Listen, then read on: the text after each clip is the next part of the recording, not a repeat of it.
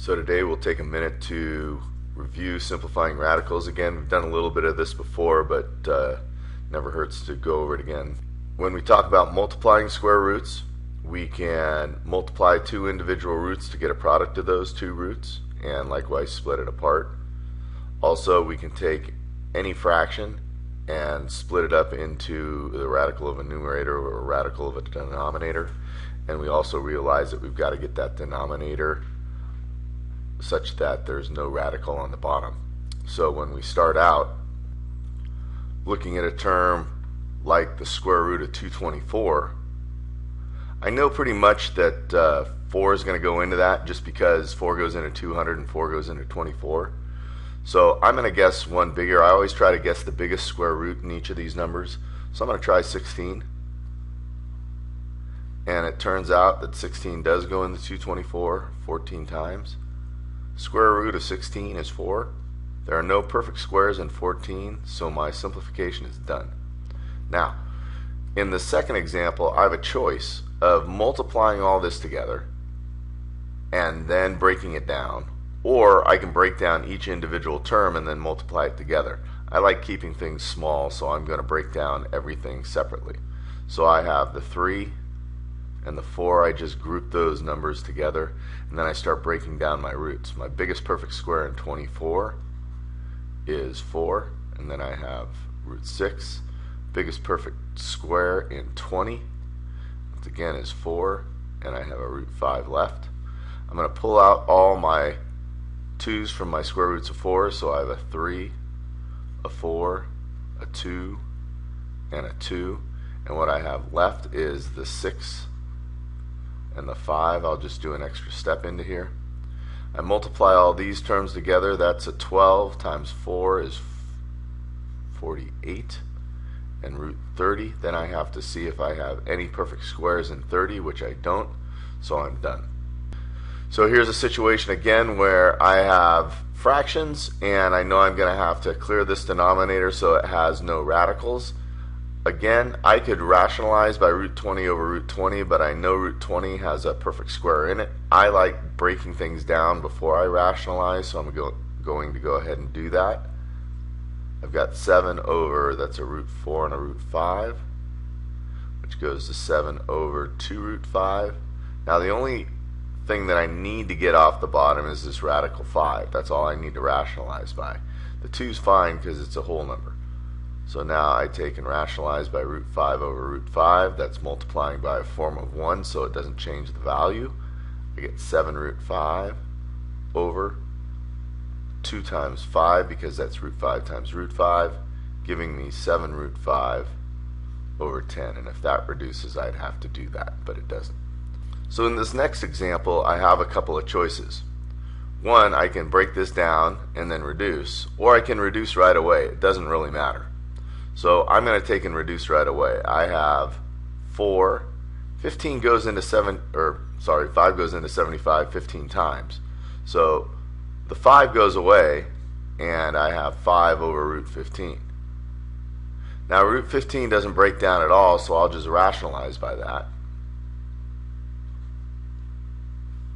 Then I have 4 root 15 over 5 times 15,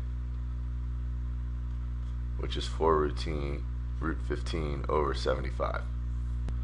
So when we add and subtract, this is just like kind of adding like terms. You got to make sure you have like roots, and then you add the coefficients out in front of the roots, or subtract for that matter. So in this case, I don't have any like roots, but you'll notice in each of these they all break down. This goes to root 4 and root 2. This is root 4 and root 3. This is root 9 and root 2. So here I have 2 root 2, 2 root 3, 3 root 2. You'll notice the like roots are here. Add the coefficients out in front. That's 5 root 2 plus 2 root 3. Problem done. In this case, I'm going to multiply these. None of them break down, so I'm just going to go ahead and multiply the coefficients out in front by each other, and then the roots by each other. So this is 6 root 12 plus 3 root 20, I'm just foiling, minus 2 root 30 minus root 50. And now you'll notice that I've got a set of terms such that a lot of them actually have perfect squares in them. So I'll break all these down. I have 6 root 4 root 3, 3 root 4 root 5, 2, no perfect squares in 30, and root 25 root 2. So now clean this up a little bit. That's 6 times 2 root 3, 3 times 2 root 5, 2 root 30 again, minus 5 root 2. Once again we have 12 root 3, 6 root 5, 2 root 30, and 5 root 2. And you'll notice there's no like roots left, so this problem is simplified. In this case, we've talked about this before. I think we did some of this with the i's, but we're going to need to get this root off the bottom, and when there's a binomial, we rationalize by a conjugate. So that's the same first term, opposite second term, multiplying by a form of 1. So no values change. In the numerator, we go ahead and distribute, so that's 20 minus 4 root 3. Denominator FOIL, 25 minus 5 root 3 plus 5 root 3, and minus root 3 times root 3 is just 3. So this gives me 20 minus 4 root 3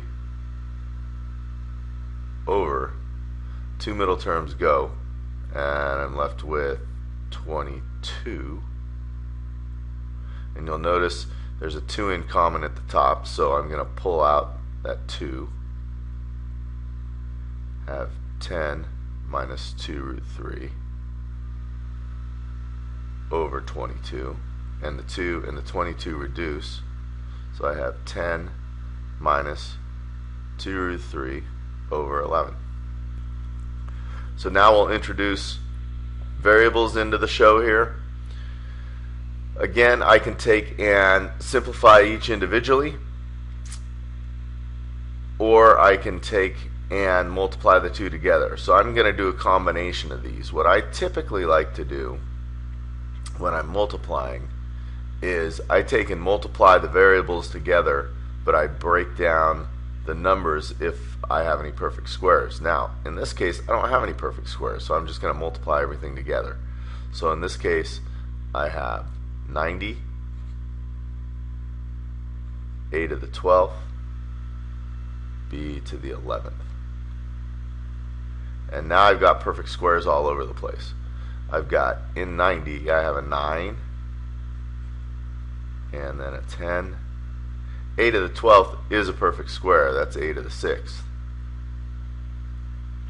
And then in b to the 11th, I have b to the 10th as a perfect square. Variable-wise, any even power is a perfect square. And then root b. So now let's break all this down. I have 3, a to the 6th. B to the 10th has a square root of b to the 5th. And then I have root 10b left. That's done. I'm going to have to rationalize here. Now you'll notice there are some perfect squares lying around. I'll go ahead and deal with those. So I have, first of all, w to the 4th is a perfect square of w squared. Then I have root 4 and root 3 from the 12 over y to the 20th is a perfect square, so I'll pull out a y to the 5th. Oh, I'm sorry, y to the 10th. And then I have root 5, root x to the 6th and root x. So let's clean this up just a little bit. I have 2w squared root 3.